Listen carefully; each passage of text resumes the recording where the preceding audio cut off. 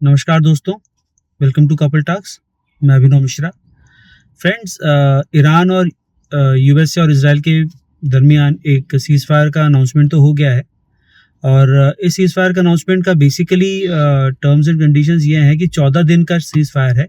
उसके दौरान सारे अटैक्स बंद हो जाएंगे, स्ट्रेट्स ऑफ हॉर्मुज ओपन हो जाएगा और जो भी कोशिश कर सकते हैं ये तीनों देश आपस में एक दूसरे के साथ बैठ करके नेगोशिएशन करेंगे।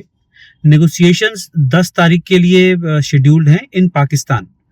बट फनी चीज़ ये है कि आपको याद होगा जब इंडिया पाकिस्तान के बीच में भी सीज़ फायर हुआ था, उसके बाद भी कुछ दिन अटैक्स चलते रहे थे छोटे मोटे। बट यहाँ पर भी ना अटैक्स तुरंत ही शुरू हो गए थे सीज़ फायर के तुरंत बाद। बाबल मंदाब का, जैसे मैंने आपको पहले बताया था कि वहाँ पर एक पाइपलाइन है, तो उस पर सऊदी अरेबिया की पाइपलाइन है, उस पर ईरान ने एक ड्रोन अटैक कर दिया और इजराइल ने साफ साफ कह दिया कि बॉस, ये सीज़ फायर हम अग्री करते हैं, बट इसमें हम जो अटैक लेबनान के अंदर छुपे हुए हिजबुल्लाह के जो आर्म्ड ग्रुप्स हैं उन पे जो हम कर रहे हैं ये उसका पार्ट नहीं है, वो अटैक्स जारी रहेंगे। अब ये अटैक्स जारी रहेंगे तो ईरान ने भी कहा है कि we will have to again reconsider this ceasefire. अगर इजराइल अपने अटैक्स नहीं रोकता है तो हम भी अपने अटैक्स दोबारा शुरू करेंगे। अब सोचने वाली बात यह है कि ये अटैक सीज़ फायर जो हो गया है ये कितना दिन चलता है, 10 तारीख का जो नेगोशिएशन का नौबत है वो आती भी है कि नहीं आती है, उसके पहले दोबारा सब शुरू हो जाता है। क्योंकि ट्रंप ने तो पहले बोला हुआ था कि भाई हम सारी की सारी इनकी रिफाइनरीज और ये सब कुछ उड़ा देंगे, बट अभी सबको पता है कि सामने से तो सब शेयर बनते हैं, पीछे सबकी हालत खराब है। जहां तक यूएस की बात है, उसकी इकोनॉमी की हालत खराब है। ईरान का आधे ज्यादा देश तबाह हो चुका है, तो उसकी भी हालत खराब है। So everyone wants peace but nobody wants to look like a loser. तो ये सीज फायर इसीलिए हुआ है कि किसी तरीके से अमेरिका यहाँ पे सब कुछ क्लोज डाउन करके और अपना चेहरा बचा करके निकल जाए। बट इजराइल का एक दूसरा मतलब है। इजराइल, अगर अमेरिका अभी ये सीज फायर हो जाता है और बाहर निकल जाता है इससे, तो इजराइल को जो टारगेट्स हैं उसमें से कोई भी पूरा नहीं होगा। ना तो न्यूक्लियर प्रोग्राम बंद होगा ईरान का, वो हमेशा एक तलवार इजराइल के सर पे लटकती रहेगी।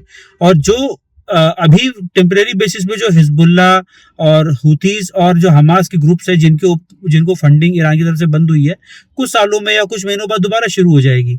और वही प्रॉब्लम जो इजराइल फेस करता रहा है हमेशा से, वो हमेशा के लिए जो की त्यों बनी रहेगी।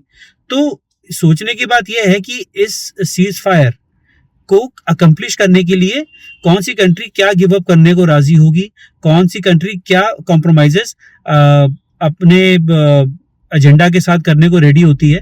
क्योंकि मुश्किल होगा, बहुत आसान नहीं है ये काम।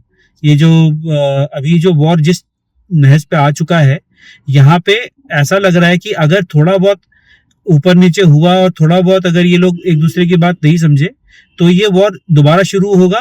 और इस बार जो थ्रेशोल्ड्स दोनों कंट्रीज ने या दोनों साइड्स ने रादर मेंटेन करके रखे हैं, वो थ्रेशोल्ड जरूर ब्रेक होंगे। और वो थ्रेशोल्ड ब्रेक होते हैं तो पूरी दुनिया के लिए बहुत ही बैड न्यूज होगी। तो यहाँ मैं होप करता हूँ कि ये लोग समझेंगे। ये लोग जो भी अटैक्स चल रहे हैं, दोबारा शुरू कर दिए थे इन लोगों ने, उसको ये रोकेंगे और 10th को जो पीस टॉक्स हैं उसका कोई फ्रूटफुल रिजल्ट निकलेगा आगे।